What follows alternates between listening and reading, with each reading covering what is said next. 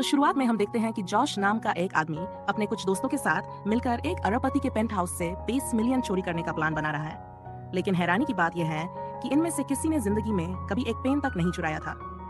तो बात यहाँ तक कैसे पहुंची? कुछ समय पहले तक जॉश द टावर नाम की एक ऊंची बिल्डिंग में काम करता था। उस बिल्डिंग के टॉप फ्लोर यानी पेंट हाउस में आर्थर नाम का एक अमीर इन्वेस्टमेंट बैंकर रहता था। जॉश को उस पर इतना भरोसा था कि उसने बिल्डिंग में काम करने वाले सभी कर्मचारियों का पेंशन फंड आर्थर को इन्वेस्ट करने के लिए दे दिया था, ताकि सबको रिटायरमेंट के बाद अच्छा पैसा मिले। एक दिन जॉश रोज की तरह काम पर पहुंचा। बिल्डिंग के जनरल मैनेजर मिस्टर साइमन ने उसे बताया कि वो चार्ली से मिलना चाहता है और अगले 30 मिनट में चार्ली को आ जाना चाहिए। कुछ देर बाद चार्ली आया, लेकिन वो उसी मिनट लेट था। जॉश ने उसे डांटा और कहा, ऐसे में मिस्टर साइमन तुम्हें नौकरी से निकाल सकते हैं। चार्ली ने थक कर जवाब दिया, यार पहले ही बहुत टेंशन में हूँ, मत सुनाओ। असल में चार्ली की पत्नी, जो जॉश की बहन थी, गर्भवती थी और जल्द ही मां बनने वाली थी। फिर जॉश को एक और काम सौंपा गया। मिस्टर साइमन ने उससे कहा कि उसे मिस्टर फिजू नाम के एक आदमी का पेंट हाउस खाली करवाना होगा, क्योंकि उसने काफी समय से किराया नहीं दिया था। जॉश जब फिजू के घर पहुंचा तो पता चला कि वो पहले बहुत अमीर था, लेकिन अब सारा पैसा डूब चुका है। फिजू ने कुछ समय की मोहलत मांगी। जॉश को दया आ गई और उसने उसे थोड़ा और समय दे दिया।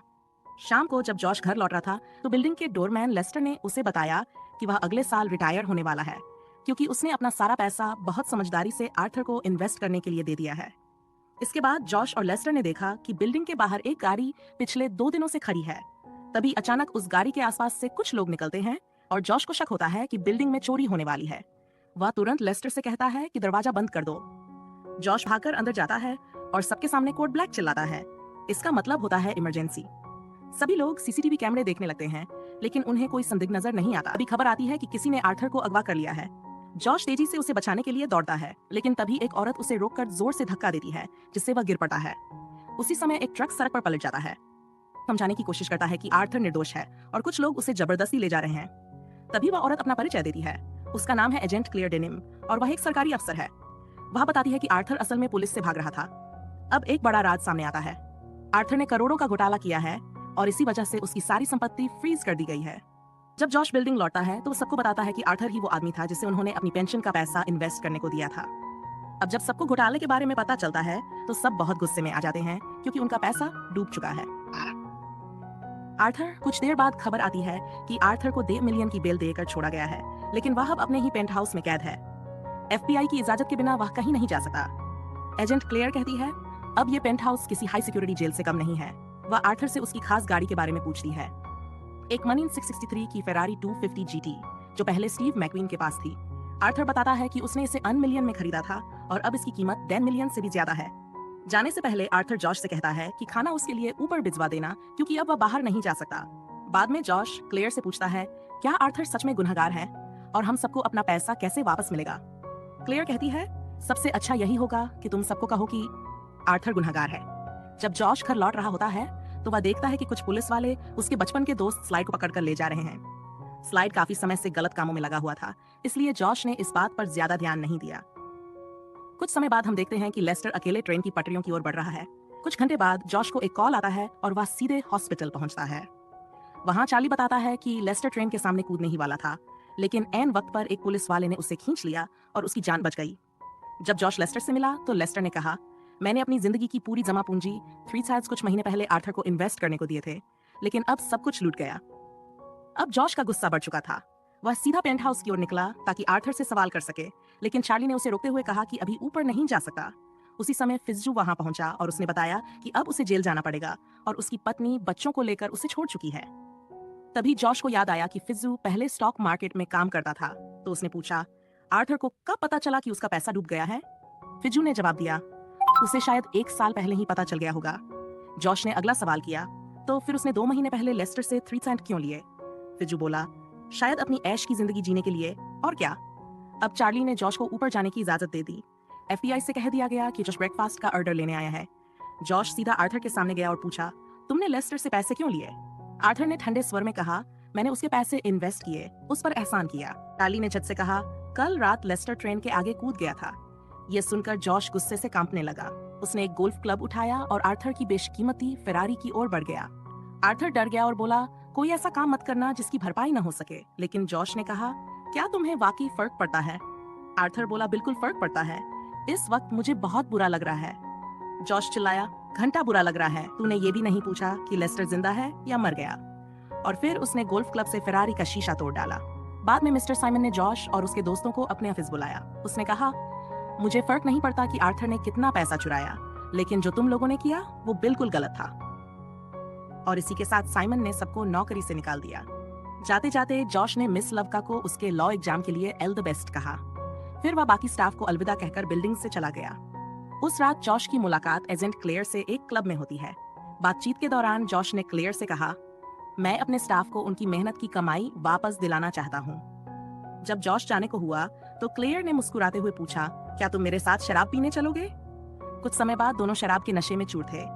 तभी क्लेयर ने नशे में एक राज खोल दिया।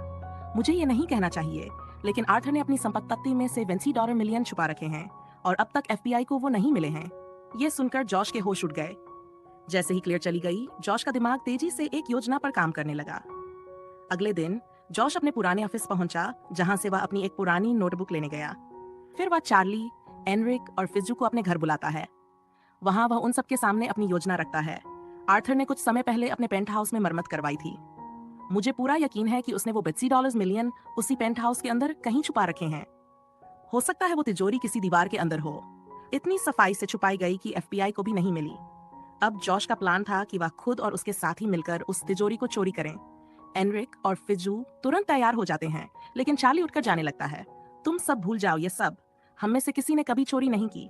हम तो ऐसे लोग हैं जो मक्खी तक नहीं मारते, तो $20 मिलियन चुराना बहुत बड़ी बात है। तब जॉश कहता है, मैं एक ऐसे आदमी को जानता हूँ जो हमारी मदद कर सकता है। अब कहानी में एंट्री होती है स्लाइड की, जो इस समय जेल में बंद है। तभी एक पुलिस वाला आता है और कहता है, तुम्हारी जमानत हो गई है। जैसे ही स्लाइड पुलिस स्टेशन से बाहर आता है, सामने जॉश खड़ा होता है। जॉश उसे अपनी गाड़ी में बिठा लेता है और हल्की फुल्की बातें करने लगता है, लेकिन स्लाइड को झुंझलाहट होने लगती है। वह गाड़ी की स्पीड बढ़ा देता है और चिल्लाकर पूछता है, आखिर तुझे मुझसे चाहिए क्या? तब जॉश गाड़ी रोकता है और उसे अपने 30 मिलियन चोरी के मिशन के बारे में बताता है। फिर वह स्लाइड को लेकर अपनी टीम के पास जाता है।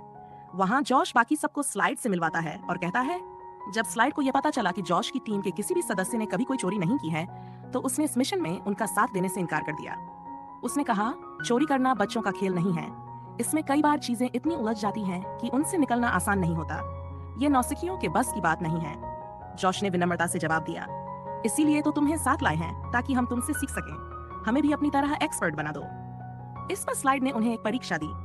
अगर तुम लोग सच में तैयार हो तो जाकर मॉल से एक एक चीज चोरी करके लाओ। अगर ये टास्क कर लिया तो मैं तुम्हारे साथ इस मिशन में शामिल हो जाऊंगा। थोड़ा डरे सहमे लेकिन उत्साहित होकर तीनों, एनरिक, चार्ली और फिजू ने टास्क पूरा किया और सब जॉश के घर पर इकट्ठा हुए। वहीं पर उन्होंने आगे की योजना बनाई।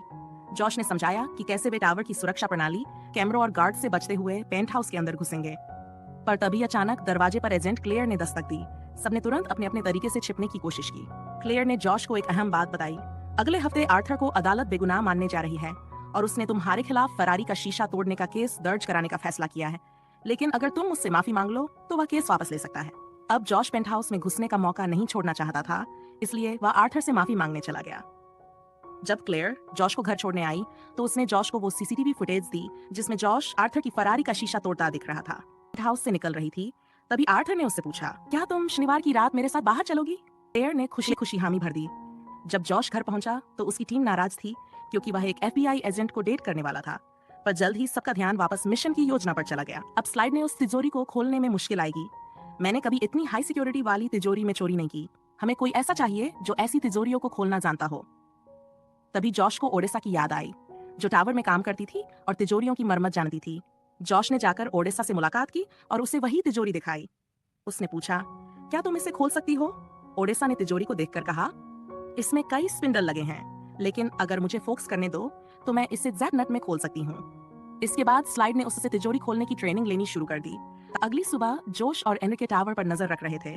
तभी उन्होंने देखा कि चार्ली टावर के अंदर जा रहा है। जोश ने जब चार्ली से इसका कारण पूछा तो उसने बताया, मिस्टर सिमंस ने मुझे फिर से नौकरी पर रख लिया है। अब मैं टावर के लिए काम कर रहा हूँ। चार्ली ने साफ मना कर दिया कि वह अब चोरी की योजना में हिस्सा नहीं लेगा। उसने कहा, मुझे अपनी पत्नी और बच्चे की जिम्मेदारी निभानी है, इसलिए मैं टावर में चोरी नहीं होने दूंगा।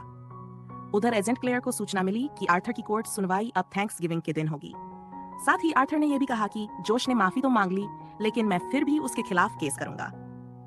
क्लेयर ने यह खबर जोश को दी और बताया कि अब तुम्हें इस हफ्ते ही जेल भेजा जा सकता है। थैंक्सगिविंग के दिन जोश ने एनरिके से कहा, चार्ली की पत्नी आज ट्रेन से अपने अंकल के घर जा रही है, तुम्हें उसका फोन चुराना है।